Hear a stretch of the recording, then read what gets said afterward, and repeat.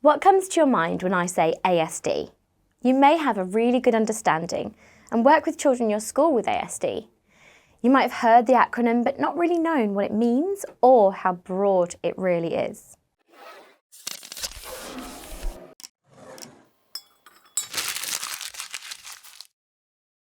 Hi everyone, I'm Natalie from My Progression, and this video is about ASD, what it is, some of the myths that surround it, signs and symptoms, and what's your responsibility.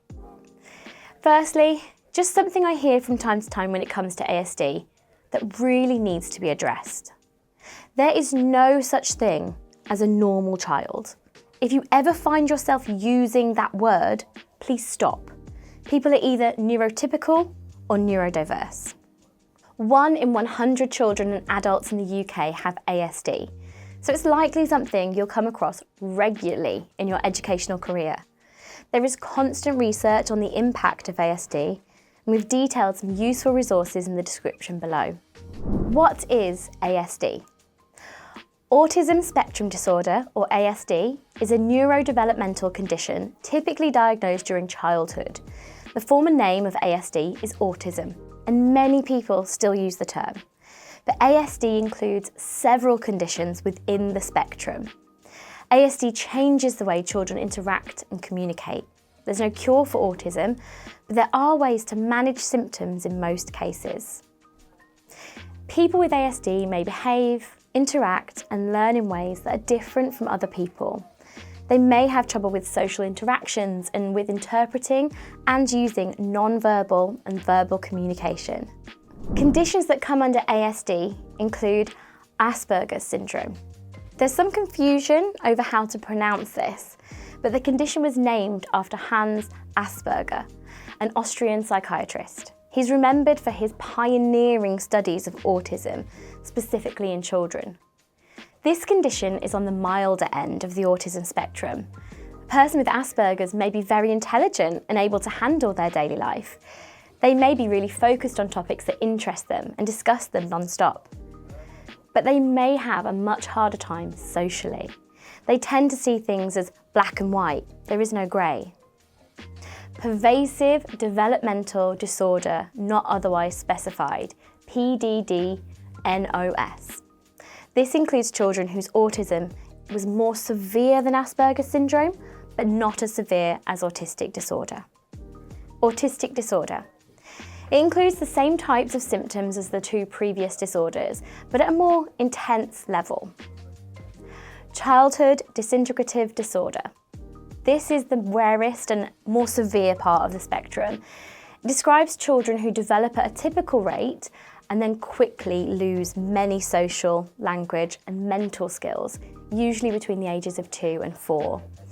Often these children also developed a seizure disorder. Now, ASD is different for everyone. It's a spectrum. Some autistic people need little or no support. Others may need help from a parent or a carer every single day.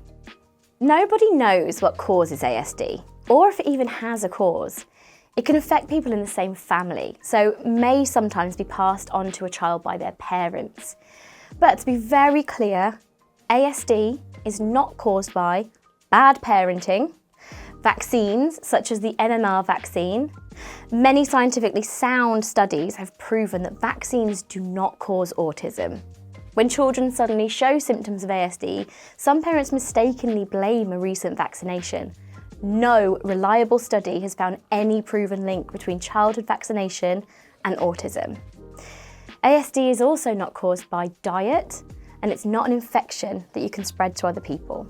It's a common misconception that as well as having the challenges that come with ASD, that every person will also have a superpower, like counting matches on the floor like Dustin Hoffman in Rain Man, or they'll have a photographic memory. Yes, some people with ASD will have exceptional intelligence, but then some have a learning disability. This means they may find it hard to look after themselves and need help with daily life. Being autistic does not have to stop people having a good life. Like everyone, autistic people have things they're good at, as well as things they struggle with. Being autistic does not mean children can never make friends, have relationships, or get a job. but they might need extra help with these things. ASD begins before the age of 3 years and can last throughout a person's life. Some children show ASD symptoms within the first 12 months of life. In others, symptoms might not show up till 24 months of age or later. Some children with ASD gain new skills and meet developmental milestones until around 18 to 24 months of age and then stop gaining new skills, or they lose the skills they once had. As children with ASD become adolescents and young adults, they may have difficulties developing and maintaining friendships, communicating with peers and adults, or understanding what behaviours are expected in school or on their job. They may come to the attention of healthcare providers because they also have conditions such as anxiety, depression, or attention deficit hyperactivity disorder, which occur more often in people with ASD than in people without ASD. It's been known that it's harder to diagnose girls with Asperger's as they're very good at masking their symptoms. Autistic people have difficulties with interpreting both verbal and non-verbal language like gestures or tone of voice. Some autistic people are unable to speak or have limited speech, while other autistic people have very good language skills but struggle to understand sarcasm or tone of voice. Other challenges include taking things literally and not understanding abstract concepts, needing extra time to process information or answer questions, repeating what others say to them. Autistic people often have difficulty reading other people, recognising or understanding others' feelings and intentions, and expressing their own emotions. This can make it very hard to navigate the social world. Autistic people may appear to be insensitive, seek out time alone when overloaded by other people, or not seek comfort from other people. They may appear to behave strangely or in a way thought to be socially inappropriate, and they may find it hard to form friendships. Autistic people may experience over or undersensitivity to sounds, touch, taste, smells, light, colours, temperatures, or even pain. For example, they may find certain background sounds like music in a restaurant, which other people ignore or block out, unbearably loud or distracting. Autistic people may also repeat movements such as hand flapping, rocking, or the repetitive use of an object such as twirling a pen or opening and closing a door. Autistic people often engage in these behaviours to help calm themselves when they're stressed or anxious, but many autistic people do it because they find it enjoyable. Many autistic people have intense and highly focused interests, often from a fairly young age. These can change over time or be lifelong. Autistic people can become experts in their special interests and often like to share their knowledge. A stereotypical example is trains, but that's one of many. We've not put this video together so you can go to school and start diagnosing the children. Please do not do that. But this is to help you understand more about the children you will inevitably come across in your school. Your role as an educator is to support the children in your care to achieve the best results. Understanding the complexity of ASD will allow you to recognise the behaviours of neurodiverse children and work with them to overcome any obstacle they may face. You may be required to work one-to-one with a child with ASD. This makes you their constant, and you'll need to build a relationship of mutual trust and understanding. Knowing their likes and dislikes and what they're passionate about will really help you connect. You'll sometimes be required to greet them at the school gate when they arrive and guide them around the school to their lessons. You may even take them out of class for some one-to-one lessons. In some cases, there may be the requirement for personal care, including toileting. Now, this goes without saying for teachers, but ensuring your lessons are inclusive and differentiated to allow all children to achieve their best is key. It's so important that every child gets the fair opportunity to succeed. To do this well, it's important that you understand what support they need. This may come in the form of an EHCP, an Education, Health and Care Plan. This is a document which details the education, health and social care needs of a child or young person for whom extra support is needed in their early years setting or school. The document has to list all of the child's special educational needs and detail the level of support required.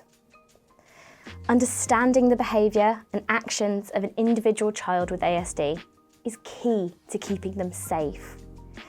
When everything becomes too much for an autistic person, they can go into meltdown or shutdown. And these are very intense and exhausting experiences. A meltdown happens when someone becomes completely overwhelmed in their current situation and temporarily loses behavioural control.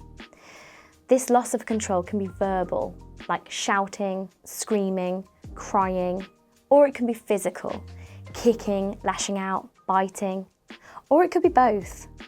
Meltdowns in children are often mistaken for temper tantrums, but they are far from it. Knowing what to look out for in a child's behaviour to prevent them from reaching crisis point is so important. See our crisis intervention series for more on spotting the signs and calming the behaviour. And whilst you're there, like, subscribe and click on the bell to keep hearing more from My Progression.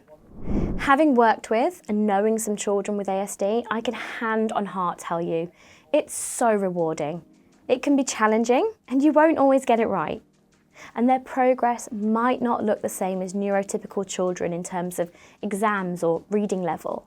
But being able to support them to manage everyday tasks will allow them to have a rich and fulfilling life. You can really make such a difference. I've been Natalie from My Progression. And if you found this video on ASD interesting, then please have a look around our channel for more on working in education. And let's keep your career in motion.